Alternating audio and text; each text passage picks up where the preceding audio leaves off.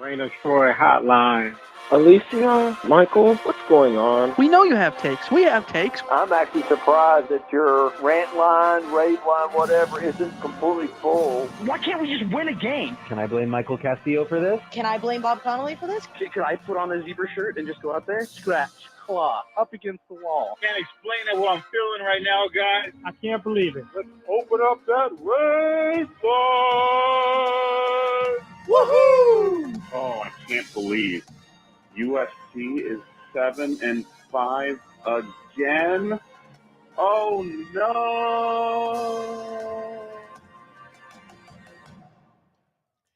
Hello, everybody. Welcome back to Rant Line Radio, episode 536, coming to you on Wednesday, April 24th. We're going to talk about the latest in USC football, including USC getting back the ultimate prize, the Heisman Trophy of Reggie Bush. Reggie Bush getting his Heisman Trophy back.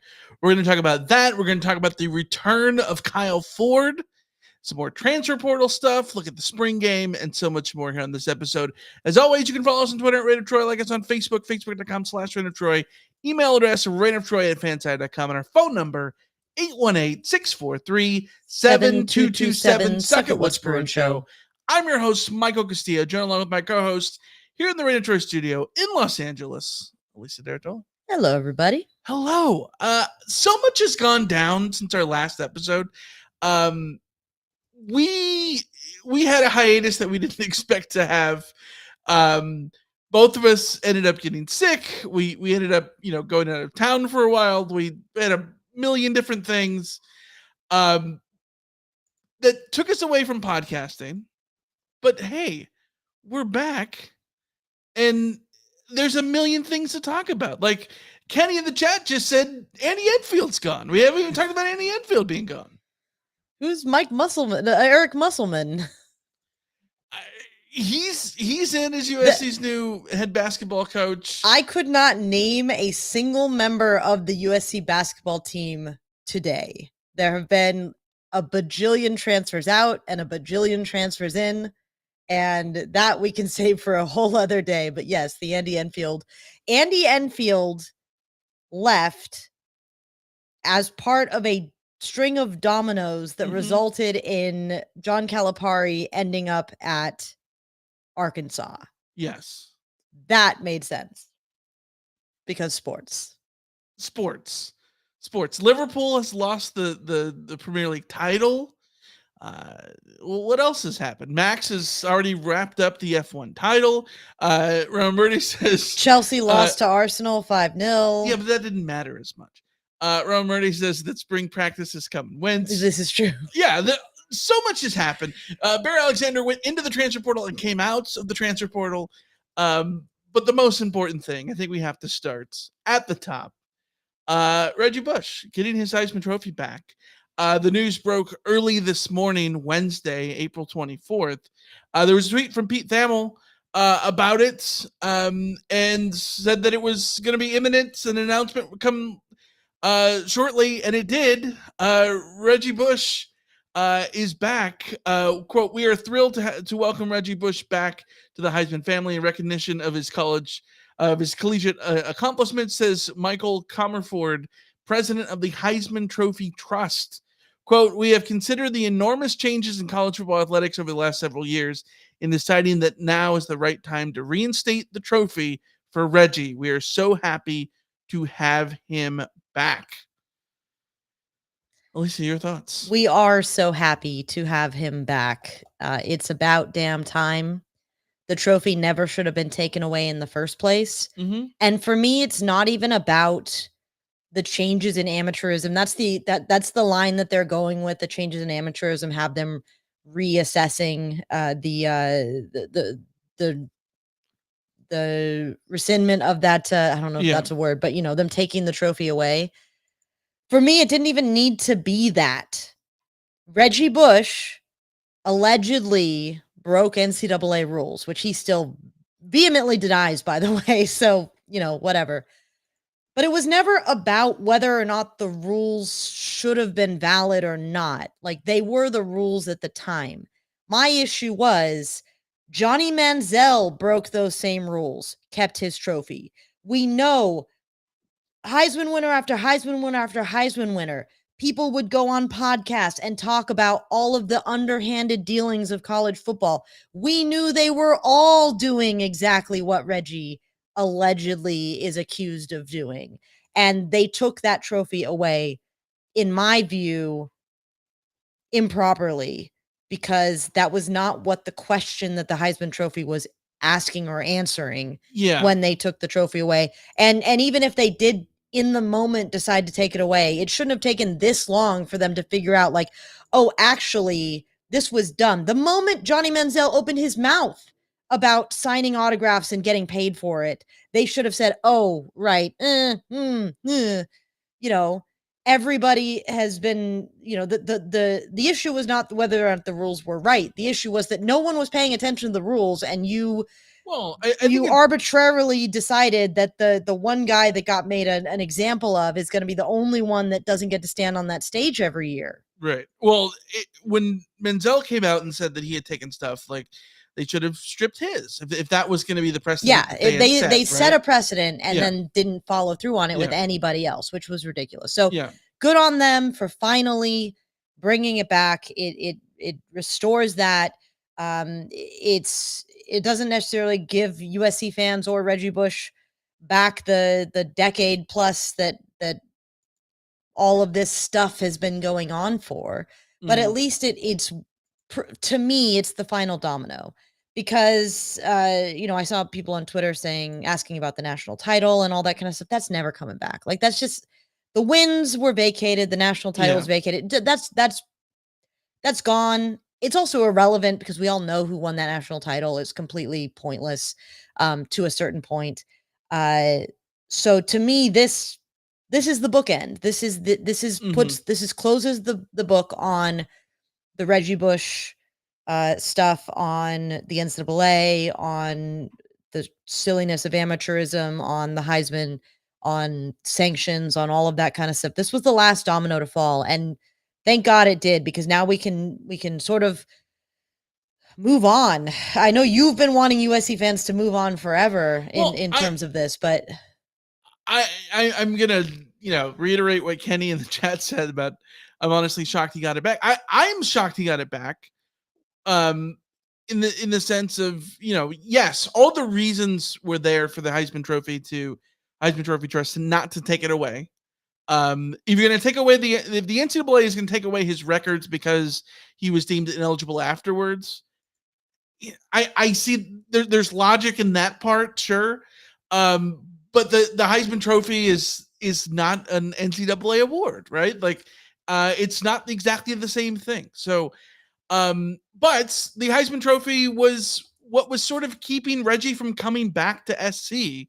We know that he came back in 2020 when the 10-year disassociation had ended, and SC said that they could talk about him again. He wasn't Voldemort anymore, but it really wasn't anything other than that, right? Like, it's not like he was coming on campus. He wasn't coming to games, with the exception of the times when he would come as part of the Fox crew, right? Like, they couldn't necessarily use him as leverage in the recruiting game to the way that you'd want. He wasn't there on the sideline as your star player, and as your star alum. Like, all those things you couldn't really do. It was like your ex getting, saying that she'll look at your text again and she'll talk to you, but like not give you that date yet until the Heisman Trophy comes back.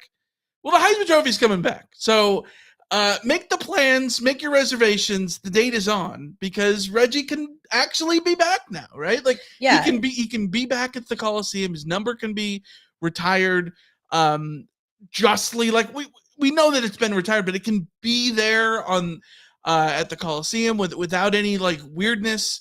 And then there's the awkward weirdness of, like, all of this stuff that we're talking about Reggie Bush never was an issue with OJ Simpson. And like, and the OJ obviously wasn't found guilty of the things that he was found guilty of something else, but that's a side point. I'm not going to sit here and talk about whether or not he was guilty or anything. What I'm talking about is like OJ was so toxic as a person, and yet he never got his Heisman taken away.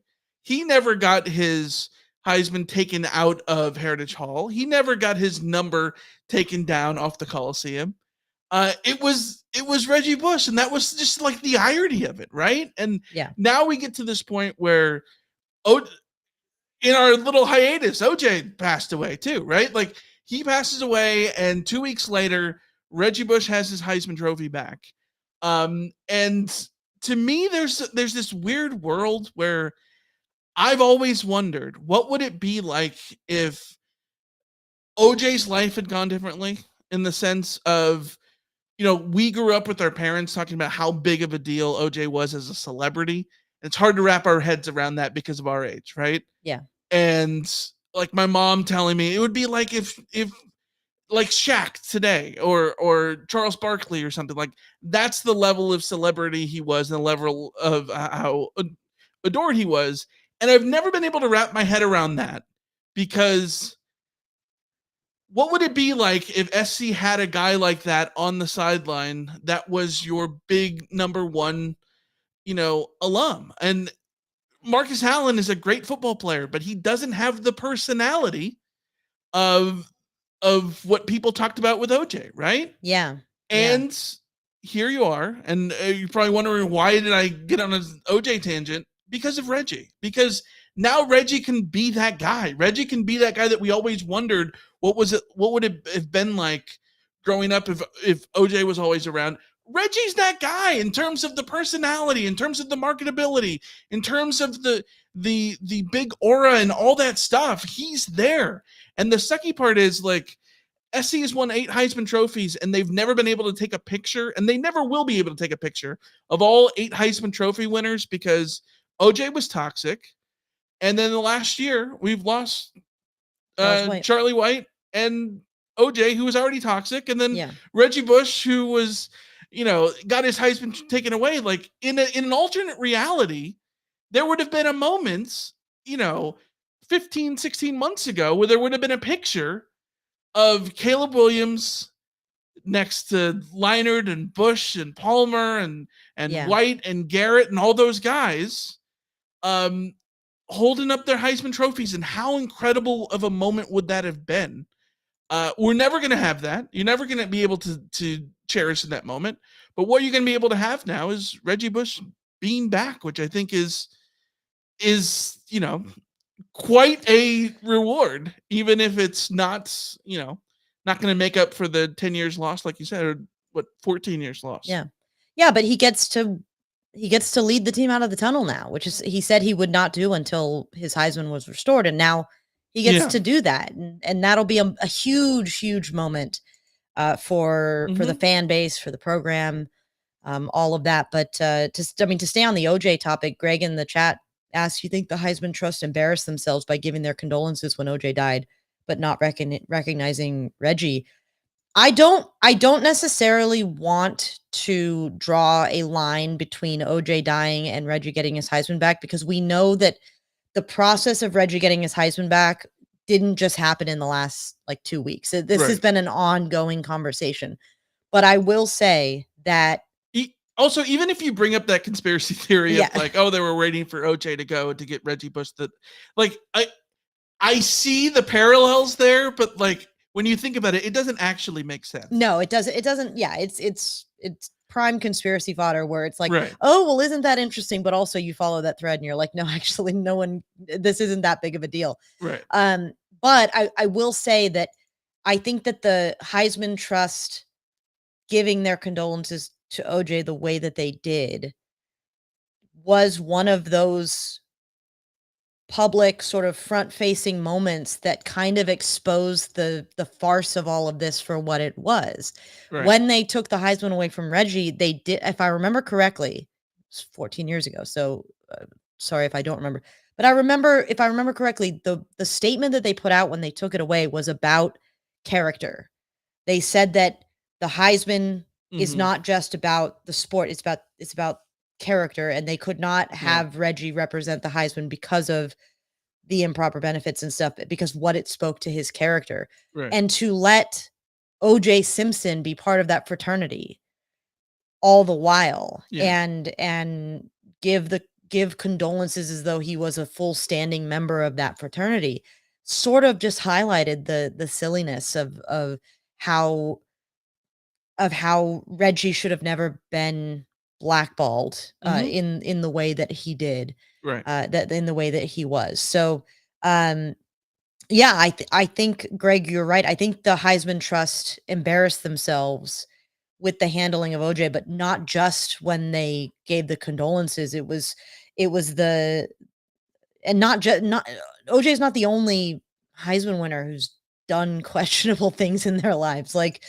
it was about the full picture of the contrast between OJ and Reggie. The contrast between things that actually make you an embarrassment to the Heisman Trust and things that just are about weird technical stupid rules of amateurism that I think we can all agree were and are like invalid ways to run a multi-billion-dollar sporting industry. Right.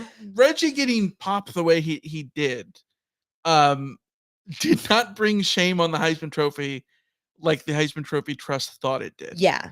You know what I mean? If they hadn't taken the Heisman from him, nobody would have sat there the next year and said, how dare Reggie be on that stage? Literally nobody. They created this problem for themselves. Yeah, the only people that would have whined about it would have been Texas people whining about Vince Young not winning a Heisman Trophy he had no business winning. So, well, okay, can I give my second giant pet peeve because I saw this on Twitter today. The Bomani Jackson. Yeah, and Bomani was soaking that stuff up, so I don't necessarily want to like give him this, but I will give him this because it does hit on something that I think is broader than just this conversation. The stupidest argument in football specific, because of the very nature of the way that football was. I think you can sort of apply this to baseball a little bit, but like football specifically, it's the quarterback duel. It's the one offensive player outplayed the other offensive player. Thus, that offensive player is better than the other offensive player. It's head to head when you're dealing with a quarterback and a quarterback, or a quarterback and a running back, or a running back and a running back, or a wide receiver. It's like they are not playing each other. Vince Young didn't beat Reggie Bush. He beat Reggie Bush's defense, who Reggie Bush had nothing to do with, all intents and purposes. Like, it's the silliest argument to say that Vince Young's performance in the national title game somehow makes Reggie Bush's Heisman invalid when A, it's a season-long award. It's not an individual game award. And B, I will go back to look at who was on the field for USC in that national title game and tell me that Vince Young did something special against a special defense. Like, that's just not what happened. Like, Reggie Bush had 784 first place votes for the Heisman Trophy. Vince Young had 79. Yeah, it was a landslide for a reason. Like, he literally had almost over 700 more first place votes.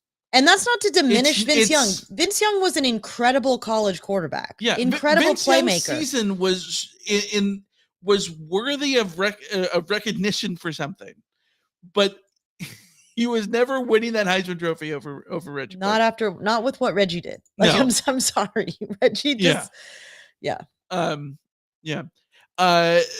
my last point here is, like, finally SC can sort of cherish Reggie Bush the way that they should have the whole time. And especially when, it sucks that SC has this ability to sort of not be able to celebrate its stars for various things, right? Like, OJ was toxic, right? Mike Garrett and Pat Hayden ruined themselves. And Lynn Swann ruined their status as ADs. Like, people don't cheer for them in the same way, right? Like, Pat Hayden and Lynn Swann might get booed if they were at the Coliseum today. Like, it's a sucky situation that you just can't have legends that stay, Well, you and I were talking about this with Marcus Allen specifically. Like Marcus Allen, incredible running back, but it's almost like Marcus Allen by default has landed in this position as USC's greatest football alumni. Right. Because by default, like everybody else of that era or of that sort of generation has taken themselves out of the running. Like of the old school USC guys, you have Ronnie Lott and you have Marcus Allen. Yeah. And the rest of them have just for multiple reasons, just like ruined their legacies in terms of like guys that are up on that level. So, now there's Reggie. There's Reggie. Now Reggie and Matt and Carson can be, but like you said, I think that Carson very much is not that personality. I think Matt Leinart could be, but he's also just sort of a different kind of different kind of swagger to Reggie. Reggie has, like you said, more of that personality that sort of shines through, that makes him marketable. And again, Marcus Allen doesn't exactly have that either. So right. Yeah, but the fact is nobody can touch the sort of aura that Reggie has. Yeah. And Matt Leinart was a great football player. Marcus Allen was an insanely good football player, like Hall of Famer in both pro and college football, right? And doesn't match the aura of Reggie Bush. Reggie Bush is back. So Iliam in the chat says something that is terribly true. If OJ doesn't commit those crimes, there was a 100% chance that he's a former USC AD as well. So OJ was a sideline reporter. True. And Lynn Swann became a sideline reporter. Both of those guys ended up being, Lynn Swann ended up being an AD after being a sideline reporter. Yeah, he was on the path. 100%. Yeah. 100%. And by the way, never let Matt Leinart, Reggie Bush, Carson Palmer, any of those guys be an AD. A new rule. Never. If you won a Heisman at USC, you are not allowed to become the USC AD. Yeah. Sorry, Caleb. But sorry, Caleb. It's not happening. No. Let's look to a couple Discord messages we got from Tim in LA. Reggie said he wouldn't lead the team out of the tunnel until he got his Heisman back. So will that be the home opener against Utah State or a marquee game like Penn State or maybe Notre Dame? What say you? I suspect. Well, okay. Does he have a gig right now? Does he have a media gig right now? I don't think he does. He's not with Fox anymore. Yeah. So theoretically, his availability will be there. I think that at the Coliseum, maybe you do it. My suspicion is it would be Notre Dame. I think it would be Notre Dame for the Bush push of it all. Here's the problem, though. You could make an argument for just doing it on homecoming, which I think would be Nebraska, I would wager. Maybe Rutgers. Homecoming is Nebraska, November 16th. Yeah. I think if you're going to wait till November, you might as well just do it for Notre Dame. Now, yes, I think there is an actually good argument from a USC perspective. I don't know if Reggie Bush gives the okay for this. From a USC perspective, you have him lead the team out for Utah State. You do Reggie Bush bobbleheads or something like that. You do a giveaway, and you let people know well ahead of time that will be the case. The best marketing, the marketing team wants this to be Utah State. September 7th, Utah State. You sell it out, yes, and you get because Wisconsin will have demand the first Big Ten game. Penn State and Nebraska will have their demands because those are big opponents, just like Wisconsin, right? Yeah. And Notre Dame obviously will have its demand. And Nebraska will travel. So. Yes, and Utah State is the obvious one from a marketing perspective, but from the fan perspective, is that the one that's going to get you juiced up? No, it's Notre Dame.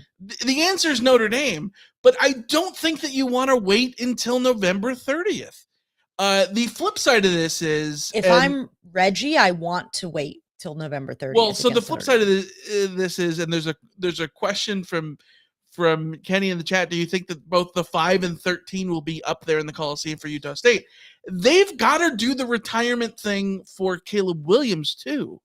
So when do you do that? Do you wait for a moment for him to be, Well, I mean, when they've done it in the past, it hasn't been a big ceremony.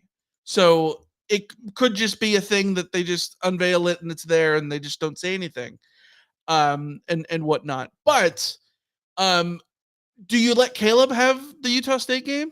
And then even though he probably can't be there because the Bears are going to end up playing the next week, right? Like maybe there wouldn't be a come. Well, we don't know when the NFL schedule comes out. It comes out, I think, next week, right? So we'll figure that out then, I guess. But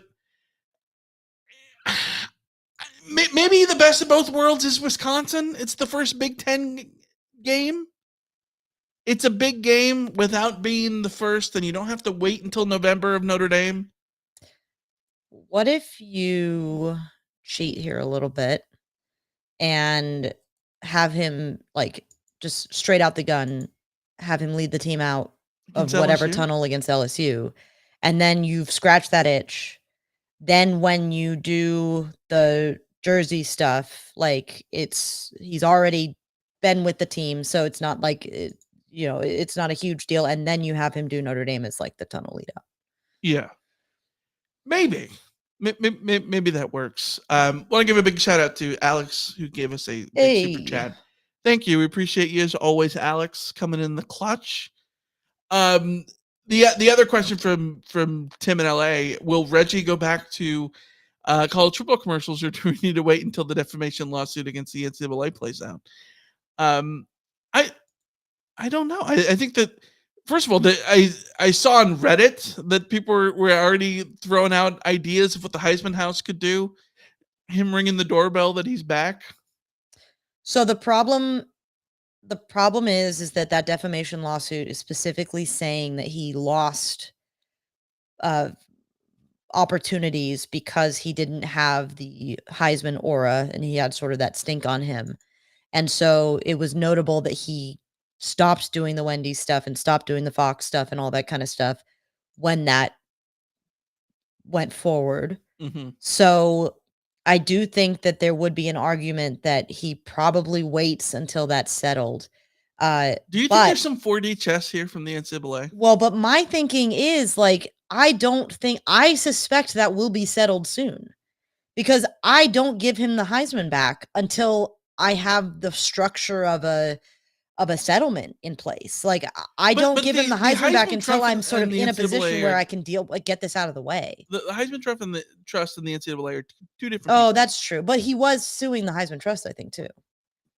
I'm just wondering if there was some sort of like, oh well, you guys should just give him the Heisman Trophy back, and then that'll help us out, and then we'll all help each other out. I don't know. Yeah, I don't know. I don't know the legality of all those things. Didn't go to law school, famously. So, if I was him and my lawyer said I could, I would absolutely be doing commercials and everything like that. So this is a terrible analogy, but just go with it. I watched this documentary recently about this guy. I can't remember what the doc was. It was about these murders, and I think it was called Innocent Man. The Innocent Man, the ones in Oklahoma. In Oklahoma, and the guy said he didn't do the murder. He's adamant that he didn't do the murder. He's eligible for parole, but he can't get parole unless he admits he did the crime, and so he's sitting in prison still. Waiting for the Innocent Project to get him out. Like, that's a sucky situation. This is not the same thing as Reggie. But, like, you can see the like, weird conundrum, right? Yeah. Although, Yenev in the chat does make a good point. Reggie doing commercials proves his point in the defamation case. If he does commercials at a higher rate this time than he did before, then he can point to that and say, see, I would have been making X% more with Wendy's if I had the Heisman, if I had been able to have the Heisman in my commercial. Yeah. So, yeah, All right.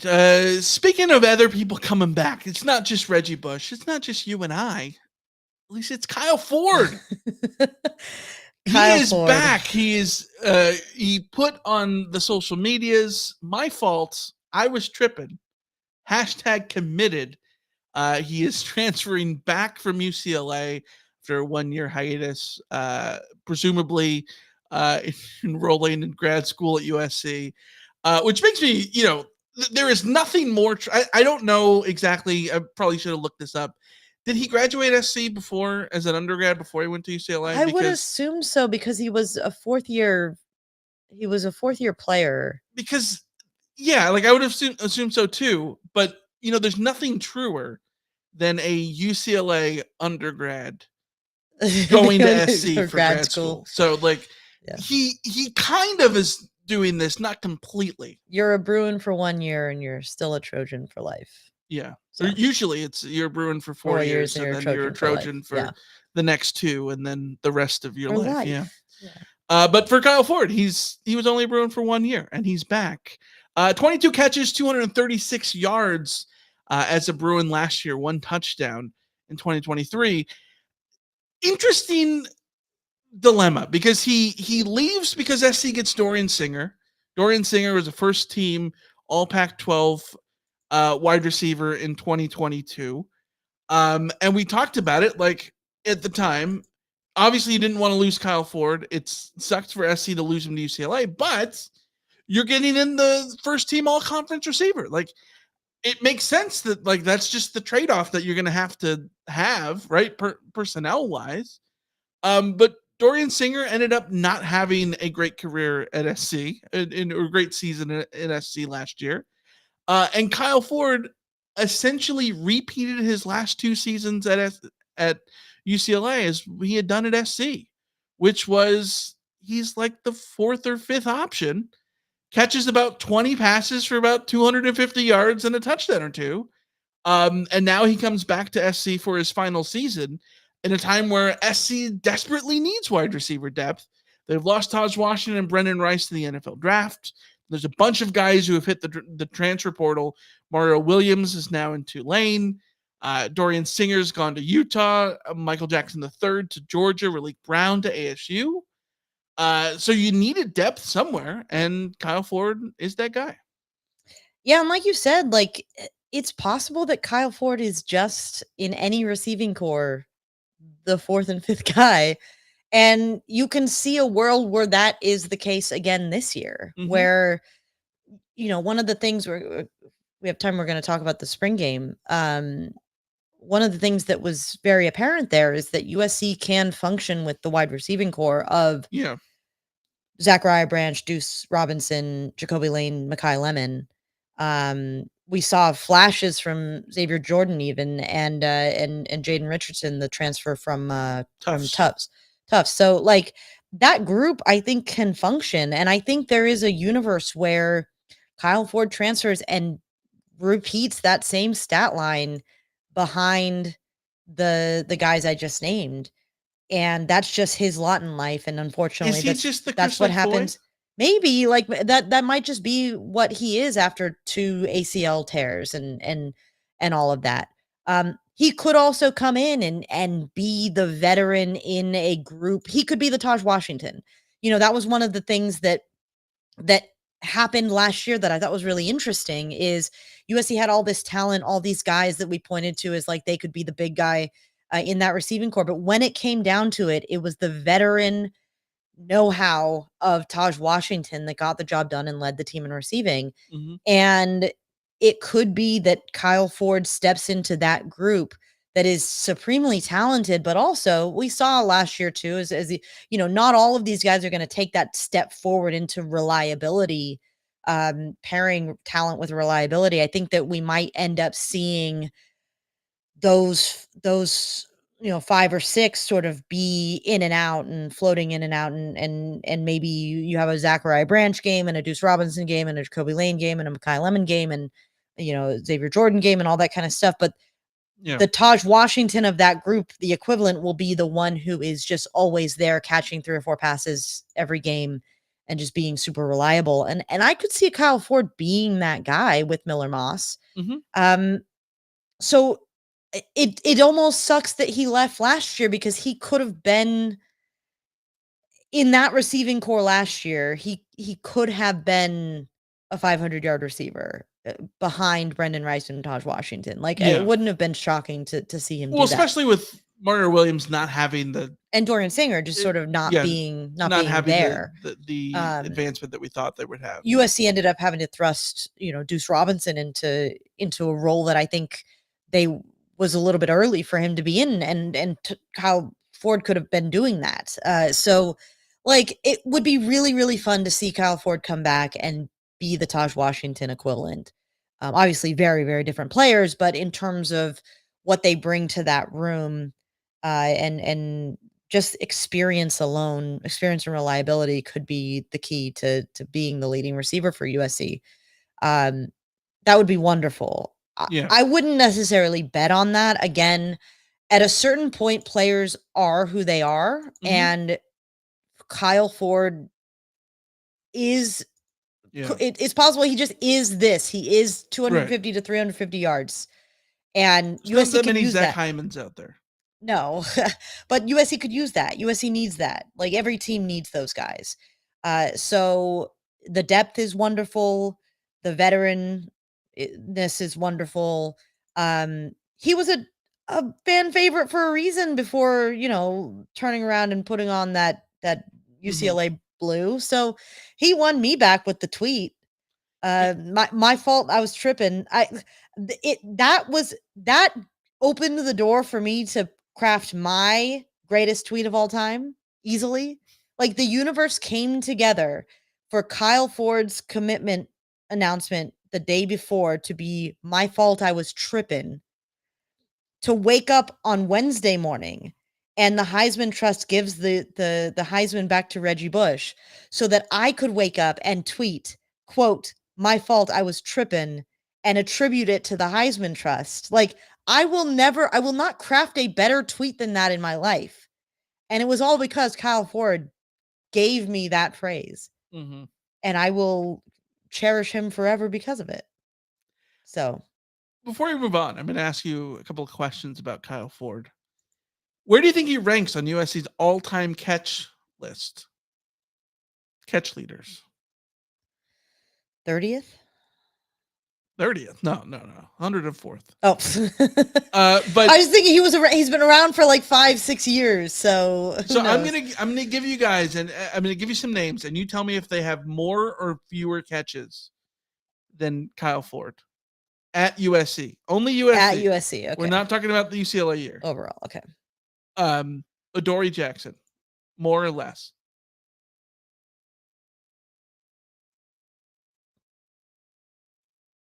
More. Kyle Ford has one more catch than Adoree Jackson. Close. Yikes. Yeah.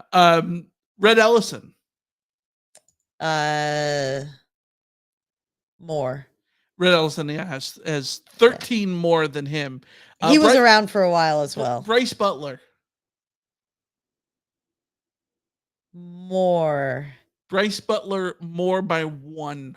Because all of these guys had at least one season where they were like the number 3 receiver, and Kyle Ford's never even gotten up to number 3 receiver. No, but he's just been very consistent. He's just been consistently number 4 or 5 in every receiving core he's been in, which again might just be who he is. Yeah. And that's, no shade. I think USC could use that, but I'll tell you who ranks high on the list though. Is Hokey P, top Trojan fan. Highest living up to top Trojan fan. Thank you, dude. Big super chat. We appreciate you. Our longest tenured listener, according to himself, is Hokey P. Which I believe him. I don't doubt. I believe it. Yeah. Yeah. He's been around a while now. He's been around a long time. Yeah. We met him at the meetup in before the Texas game in 2017. Yeah, and 2017 was a long time ago now. That was a long time ago. Kyle Ford was hadn't had an ACL tear at that time. Yeah. Which, by the way, I'm not to derail us, but I saw a tweet that was talking about how Jaden Daniels threw a touchdown pass to Brandon Ayuk. It was defended by Deommodore Lenoir. Yeah. And like there was one other player that's like been in the league for a million years already that was included in that. I feel like Kyle Ford is now of that generation. It's weird to me, like the anti-Caleb stuff on on draft Twitter and stuff is so It's silly. corny. But the weirdest part is when they nitpick games that he had at Oklahoma, and it's like, dude, did you watch Jaden Daniels when he was a freshman? Jaden Daniels before last year? Like, there's significant amount of film of him at ASU just being mediocre. Like, what are we talking about here? Well, there's weird comparisons with Caleb. I think the only player that I think you can do a true comparison with is Caleb and Drake May, because both of them only had 3 years in college. Everybody else that you're talking about, these are guys with 5-6 years of experience in the college game. And guys develop. Like, it's like people say, like, Caleb's raw. Well, yeah, no crap. He was a junior, you know? Yeah. So, yeah. Jaden Daniels played with like Todd Heap. Let's talk about USC's other incoming commitments on the transfer portal this week. FSU cornerback Greedy Vance, an incredible name. Put him on the all-time name team. Greedy Vance. I can already see the headlines for any interceptions that he or turnovers he produces. Yeah. 3-star originally out of New Orleans in the 2020 class, enrolled at Louisville. Then transferred to FSU ahead of the 2022 season. Career high 36 tackles and 7 pass breakups at Louisville as a sophomore in 2021. Career high 3 interceptions at Florida State in 2022, but last year he only had 18 tackles and a pick. He's got 1 year to play one. Fits into a USC defense that is remarkably improved, as we'll talk about when we jump through their spring game talk. What are your thoughts on Greedy Vance? It's like adding Kyle Ford, but on the cornerback side of things, because what I mean by that is when you look at what USC has going for it at that position, because coming out of the spring game, I mean, you got to feel really good about that cornerback group. Yeah. Between DeCarlos Nicholson, who looks really good, John Humphrey, who's just a steady Eddie, Malachi Crawford and Marcellus Williams both made big plays in that game, and we didn't even really see a ton of Jacoby Covington, and I'm a big fan. And Prophet Brown is another riser. So USC has really, really solid top line talent, but not a ton of depth anymore because of all the transfers out. So he's a guy with starting experience in the ACC, potential leader in the locker room. It'll be interesting to see how much he's going to be able to impact that group. I'm not sure there's a clear path to starting, unless he wins a competition, which if he does that, that's very good. Very good news. Competition is all good. So, yeah. Yeah, the more the merrier, especially at corner, which is a place SC has needed to desperately improve, and it's one that supposedly has been improving during the spring. Lincoln Riley has talked about it. There was a quote last week that when your corners aren't good, you see the leaks or whatever. Was it leaks? Is that what he the way he put it? It sounded really damning for USC's defense from last year. But let's talk about the other guys leaving USC this spring. Isaiah Rakes, the incoming defensive lineman from Texas A&M, he has already bounced back to the ACC, to the SEC, to the Auburn Tigers. Traquan Fagans is back in the transfer portal. Jason Sandamela, who is the top-rated recruit in USC's 2024 class, offensive lineman, sort of the big stud of that class.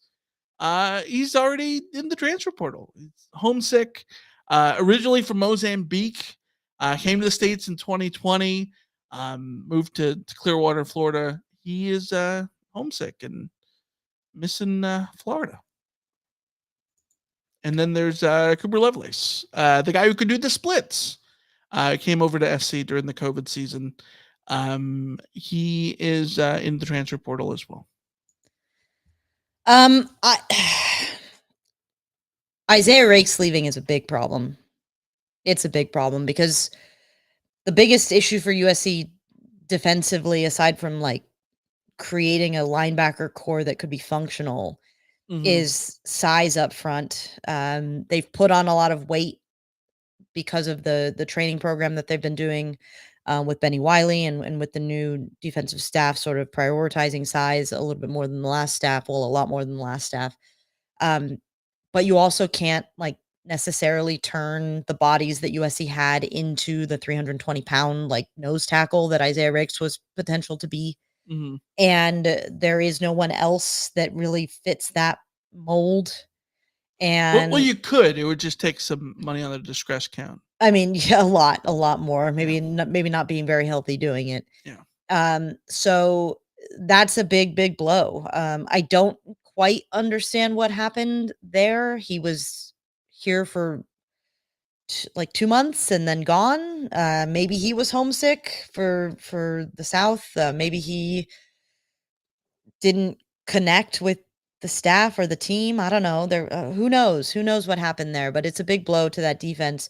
And I think it's going to force USC to be, I think they got to be super aggressive in the portal right now for any big defensive linemen that hit the market, because that's a gaping hole in the defense that I don't necessarily see a solution for on the roster right now. Yeah, and one of the solutions that could have been there, Jay Toya, just came off the portal, transferred back to UCLA. He's back at UCLA. He pulled the Bear Alexander. So yeah. So there's that. We'll see what happens on the defensive line. And then just quickly on Zandamela and Lovelace, not huge losses on the top end, but USC's depth on the offensive line was already pretty poor, and it just got more poor. So again, Zandamela is a big loss, not necessarily for 2024, 2024, but for the future. Yes. Yeah.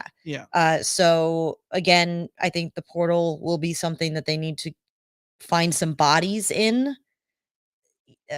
Just even if they're not like starter level, they need more offensive linemen than they have on the roster right now. That much is clear.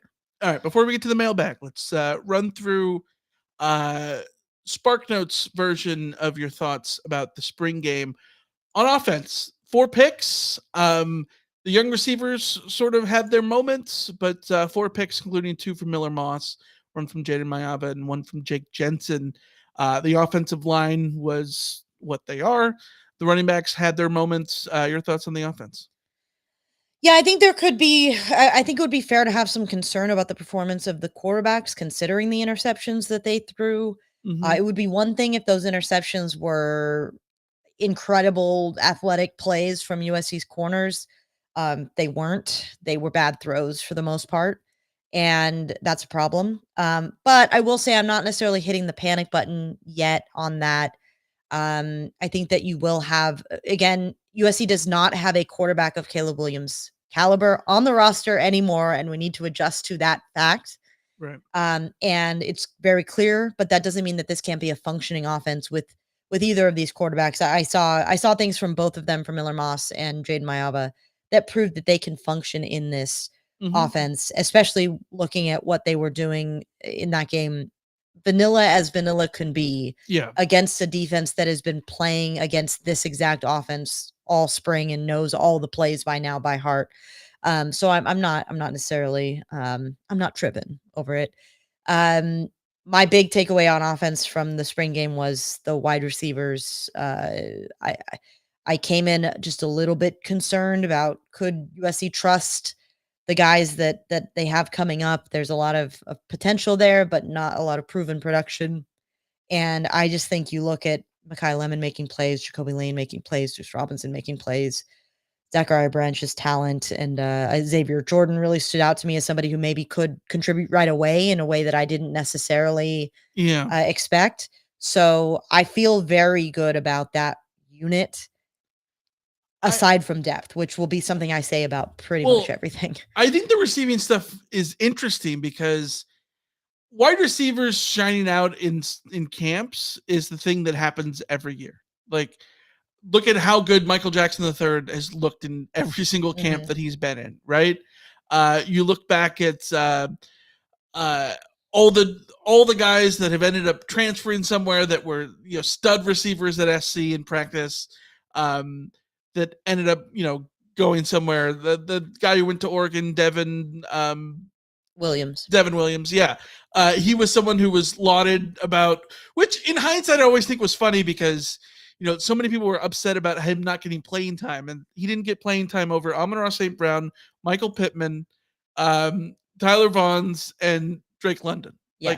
Like that's not an indictment on him, right? But you always have these guys show out, and then you get to the season, and then it's like, well, where was Michael Jackson III? Like, he looked really good. Like, what happened? I think this is going to be interesting because the way that the roster is at wide receiver, these just are the guys. Like, there isn't those star-studded players ahead of them. Yes, there's Zachariah Branch there, but like, he is not he's not the finished article either. Yeah, he's not the finished article, and he's not the incumbent that SC has had before, like where Michael Pittman came off of a great year and was returning again. Drake London going into year 3, and he was definitely the star man going into that receiving core. Well, remember when Juju had to take over, and like the question in the offseason was, can Juju be the number one guy? That was him coming off a really productive sophomore season. That was him going into a junior season. We're looking at this group and expecting guys who were all freshmen last year to who's the number one receiver there, and they're all going to be sophomores. Like, but they're all going to get a chance. Yeah, they're all going to get a chance. So you don't have to just worry about them sort of being a spring flash in the pan, because like these are going to be the guys. They're going to have to prove that they can still do that in games, but heck, they did it in the Holiday Bowl, right? Like Jacoby Lane looked really good in that Holiday Bowl, and so did Mekhi Lemon. So an outrageous one-handed catch in that spring game. They had great plays in the Holiday Bowl too with Miller Moss at quarterback. Talk about the defense really quick. Interceptions for DeCarlos Nicholson, Malachi Crawford, Prophet Brown, Marcellus Williams. DeCarlos Nicholson looked great. What are your thoughts on defense so far?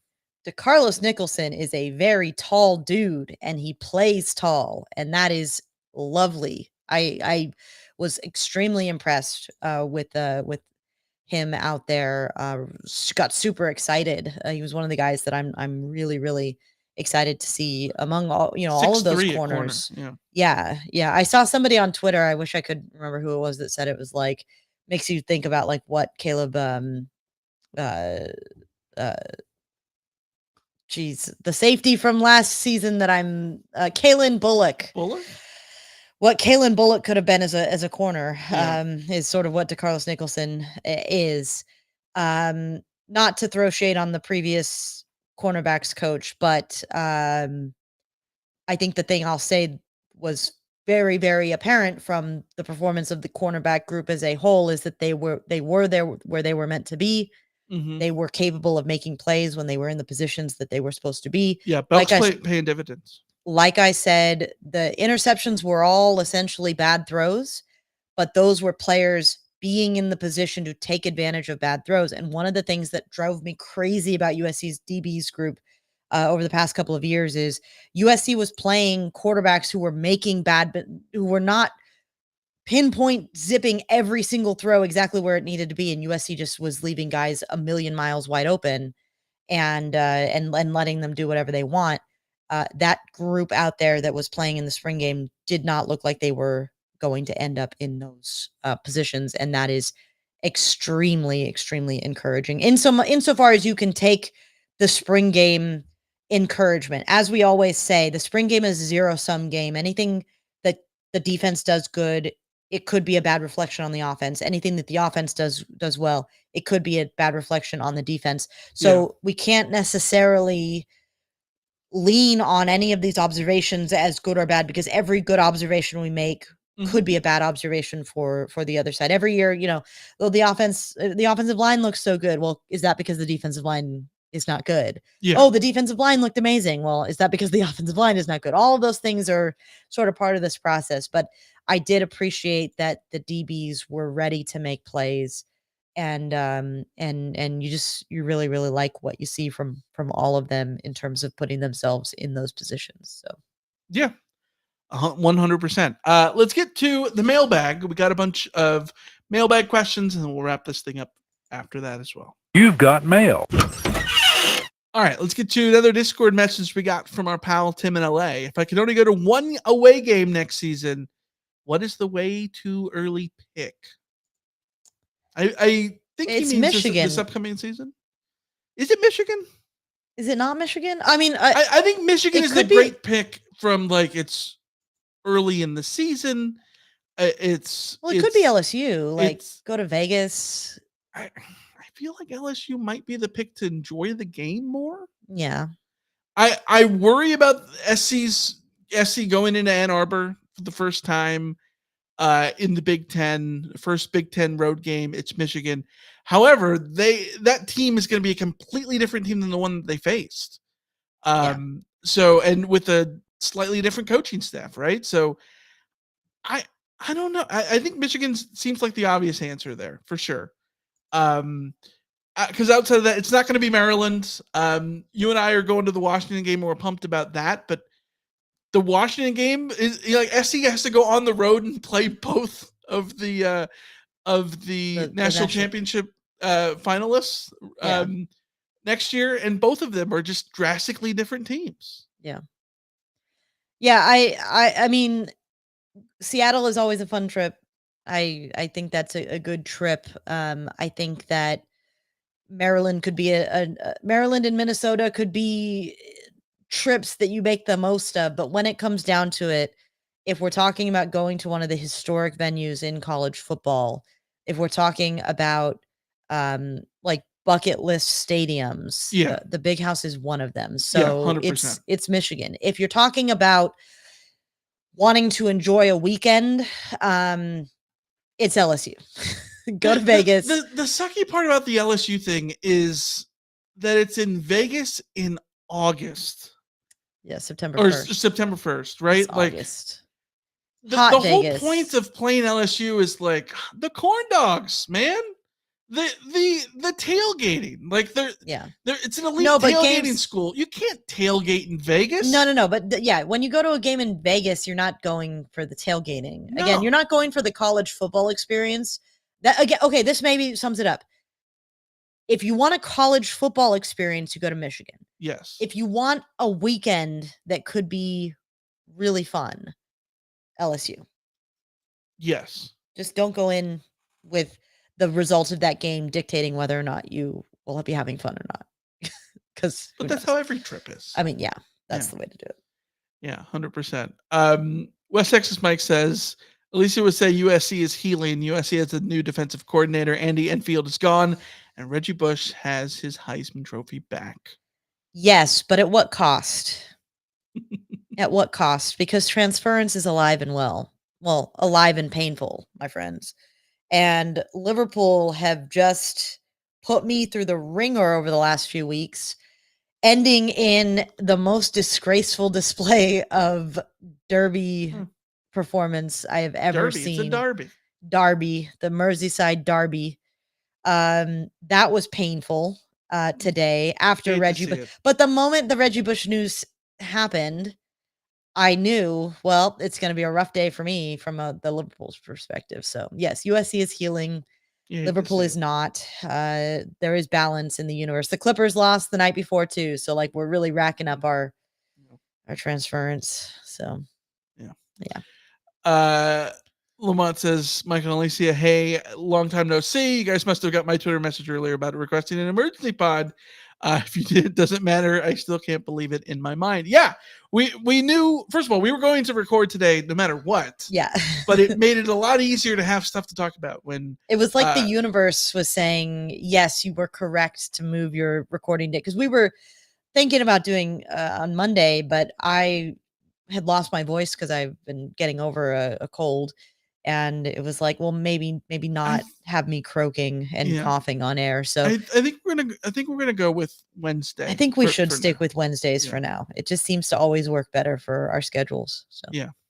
Ron Murray says, can we have Juju Watkins lead the team out of the tunnel? She should. I would be shocked if they don't. Yeah. To be honest, I think they should. Here's a question for you. Honest question. Is Juju Watkins right now, at this second, the most famous USC student? Yes. Okay. Secondly, when was the last time that the most famous USC student was not a football player?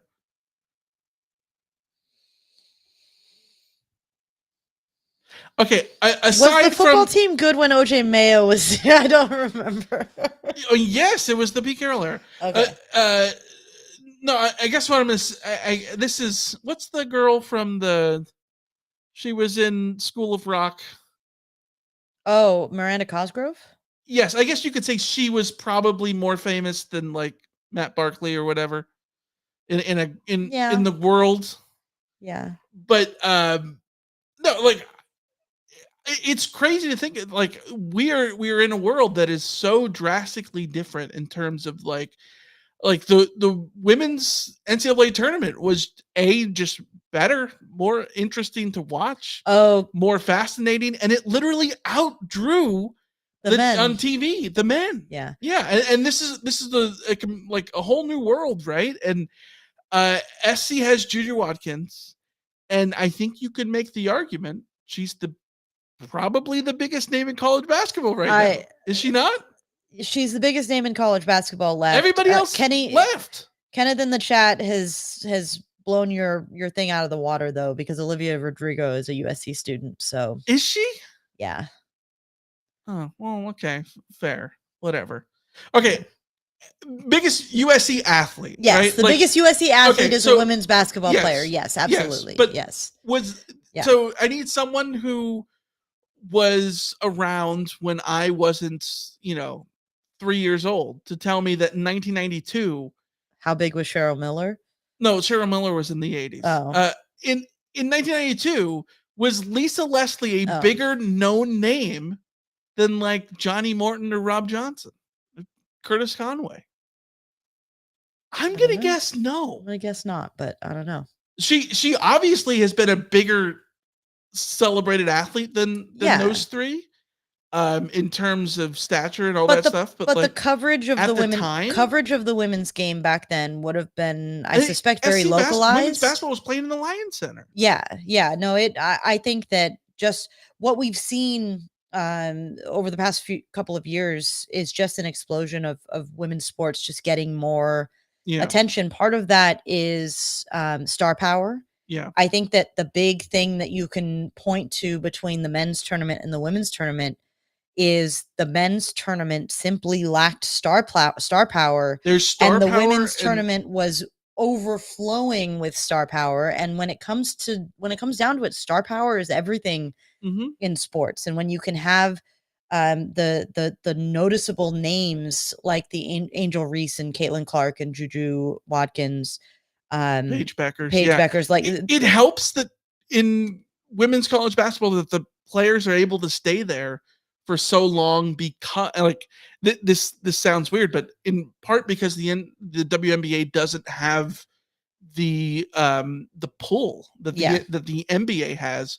The irony here is because Caitlin Clark's the WNBA blowing up now is going to make if Caitlin Clark and Angel Reese and Paige Beckers go to the WNBA and suddenly they're making 4 times the amount that they were in 2 years, which is possible when they get a new TV deal and all that kind of stuff.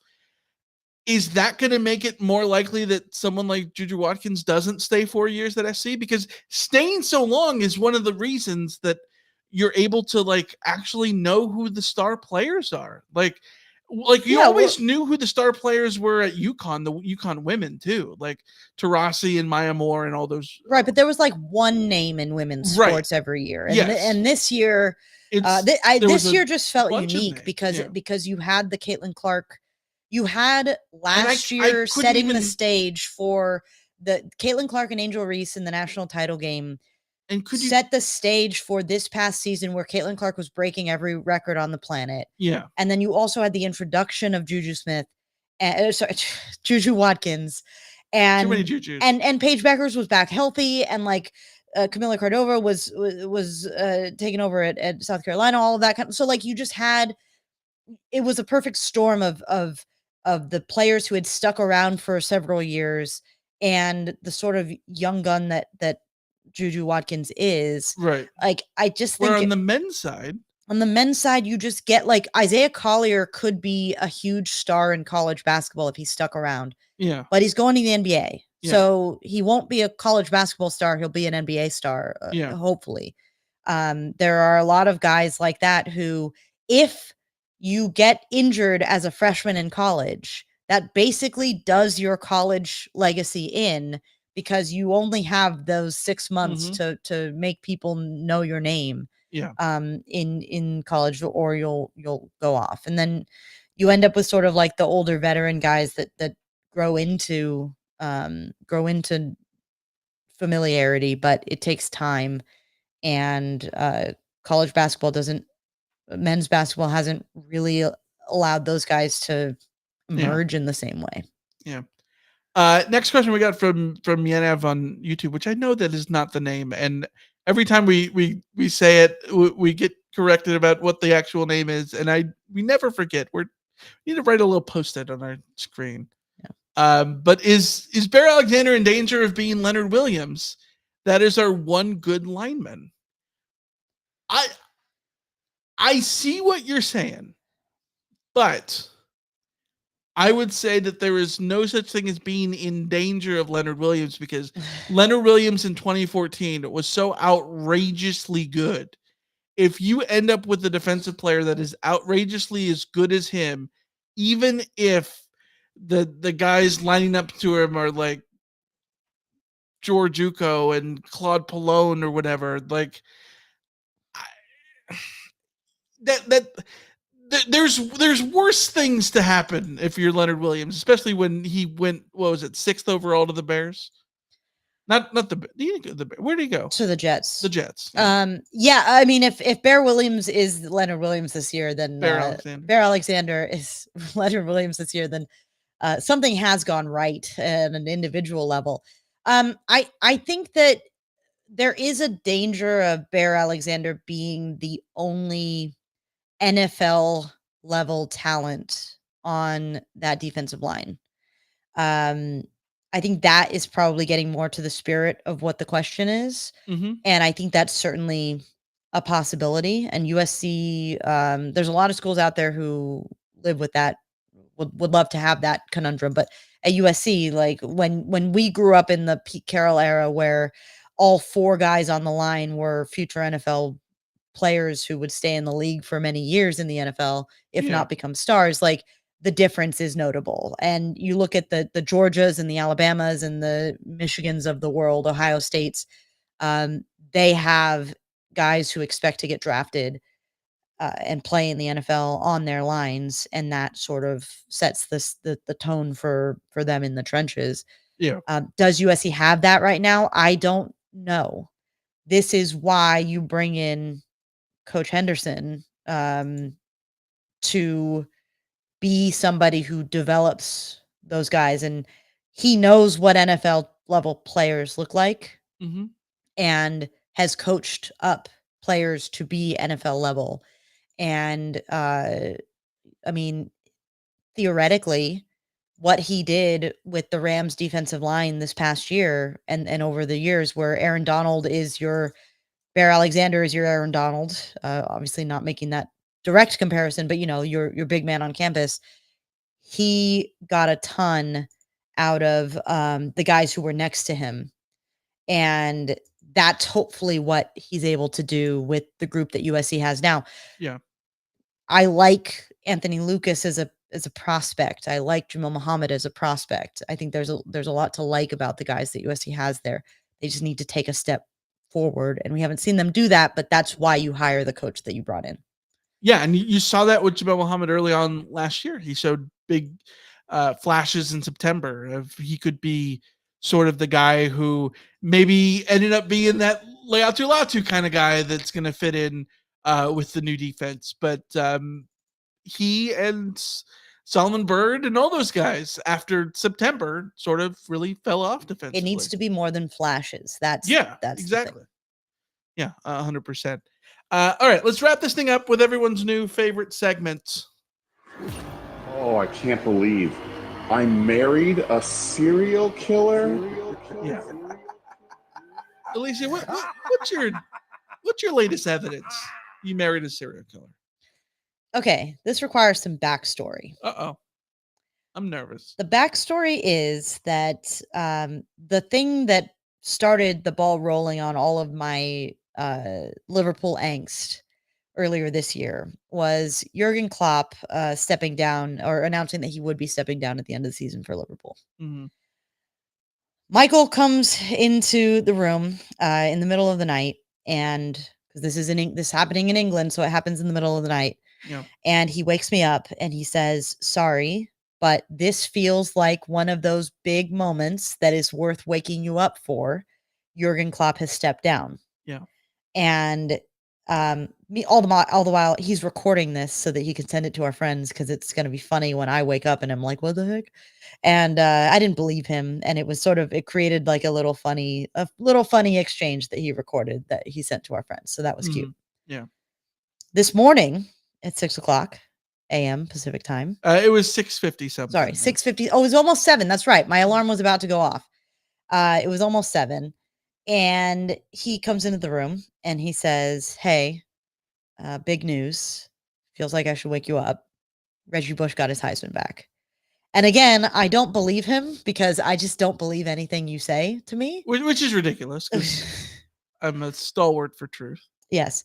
But he was telling the truth in both instances. So there's that. As always. Good track record there. 100%. But he wakes me up and he says, this big thing happened. And I'm like, "Oh, wow." Right. And I'm like, "Well, what time is it?" And he says 7. And I say, "Are you just going to bed now?"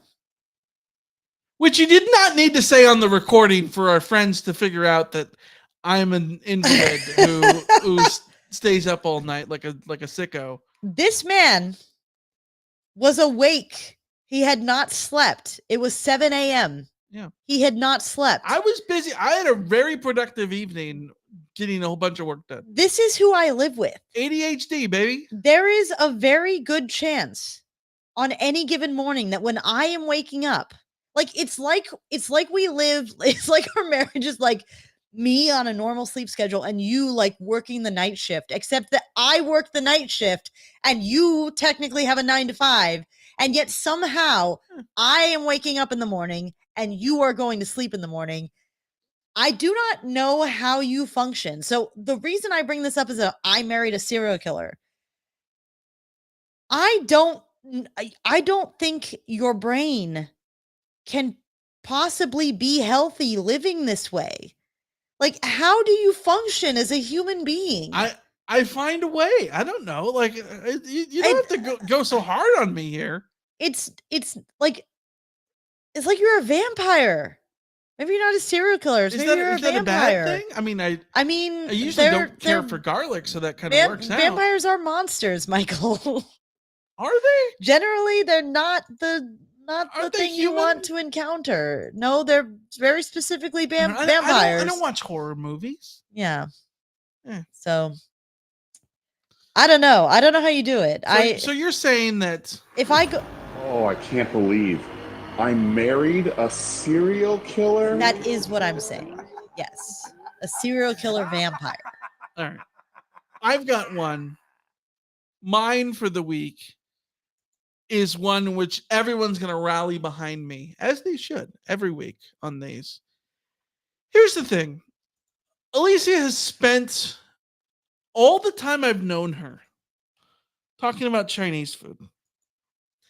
And she loves Chinese food. We live in an apartment complex with her brother, and her family lives down the hall.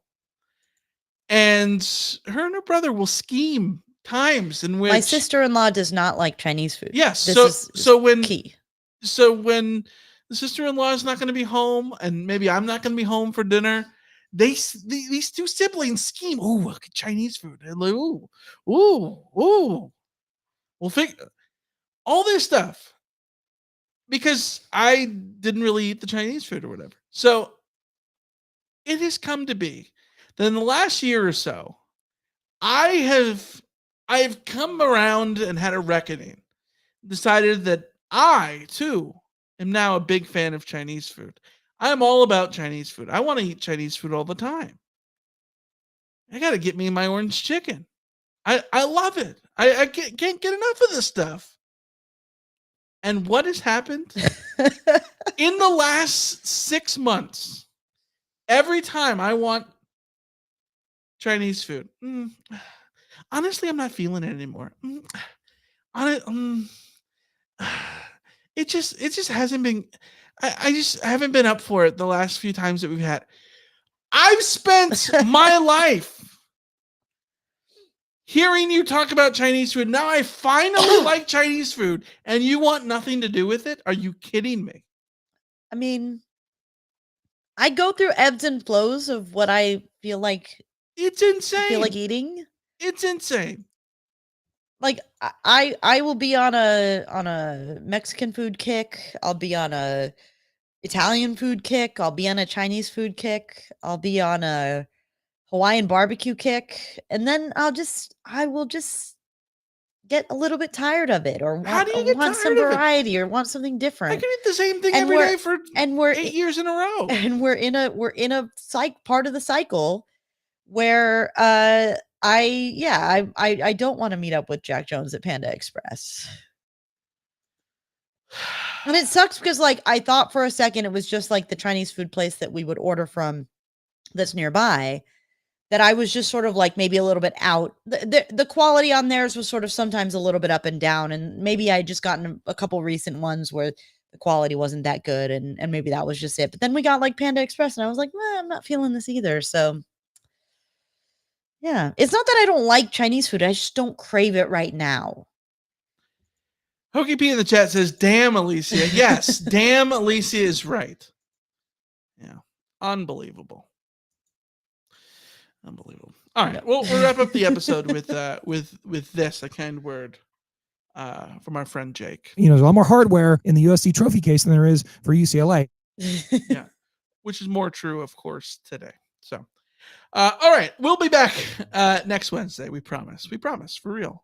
We'll be back next Wednesday, which will be May. Is that May 1st? I think it's May 1st. May 1st? Yes. May some. No, it's not May 1st. It's May something. May 1st, next Wednesday. 1st. May Day. The first day of Asian Pacific American Heritage Month. You know what May 1st is? 4 days from Cinco de Mayo. It's going to be the 11th anniversary of my concussion in middle school. 11 years. No, 21-year anniversary of my concussion in middle school. 21. You still haven't gotten over it. That's why you don't sleep. That's correct. Yes. Some say that it all points back to that one day, May 1st, 2003. Yeah. Yeah. All right. 21 years since middle school? What is going on? Rama Murdy asks how Jessie is. Jessie is doing very well. She's sleeping on her new bed. Yeah, she's on her new bed over there. Which, speaking of some serial killer stuff, maybe that'll be next week's. Oh yeah, we have. Okay, save it for next week. Make a that's a doozy one. Okay, I will fully admit, you guys need to tune in next week for the I Married a Serial Killer, because he's correct. What he has to say, I will fully cop to. Serial killer behavior. There's your teaser for next week. Make a Post-it note. We can't forget this, Michael. Yeah, it involves dismemberment and knives too. Jeez. All right, we'll be back next time. Until then, we'll see you. See ya.